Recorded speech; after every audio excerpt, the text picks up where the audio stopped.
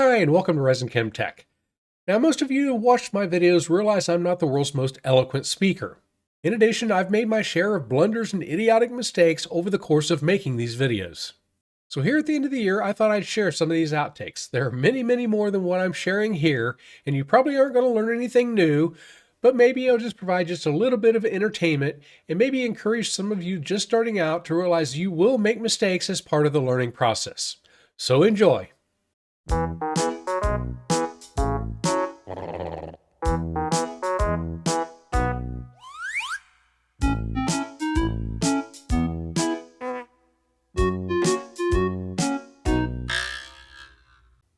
Okay, we just hit our first major glitch. My router bit broke off in the middle of grooving the wood.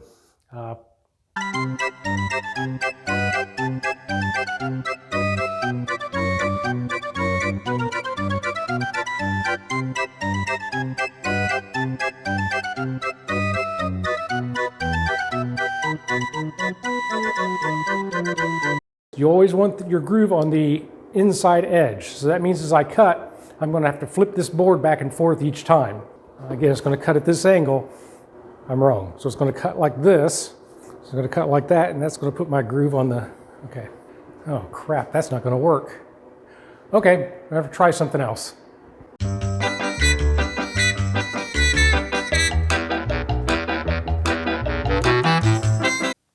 I too am a bit of a hoarder. I'm a technology hoarder. Yes, I'm a hoarder when it comes to technology. Yes, I'm a hoarder of technology. Yes, I am a hoarder of old technology. So yes, I tend to be a hoarder of old technology. I don't know whether you can see it, but we've got magic smoke. So there it goes. That's why it's always kind of smelly. So I was just a bit curious to see how fast I could actually drive my car down this 10-foot long track. Well, that wasn't good at all.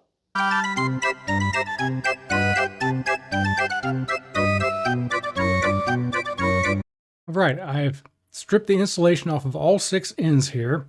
So we're going to plug in the power here with them just twisted together at the moment to see if our process worked. And it didn't. So let's take a quick look at how that works in Google with these new changes.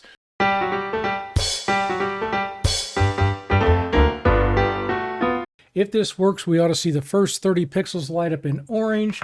So we'll cross our fingers, plug this in, and fail. We've got nothing.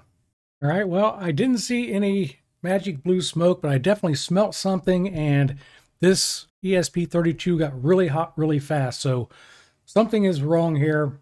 Well, it didn't take me long to discover the problem. Turns out I had reversed my polarity here on the positive and the ground on my ESP32, and it doesn't like that.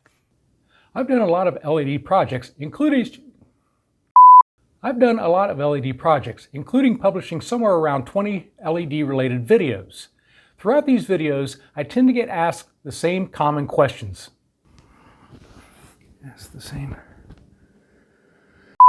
Throughout all these videos, I tend to receive the same questions over and over.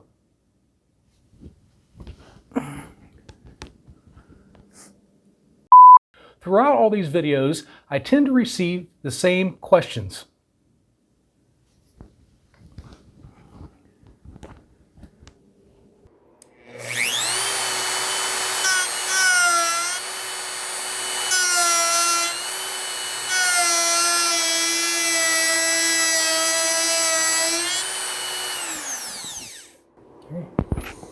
That seems to be cutting really, really hard.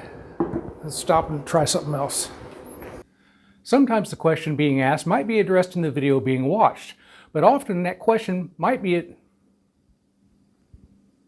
Sometimes the question being asked is addressed in the video being watched.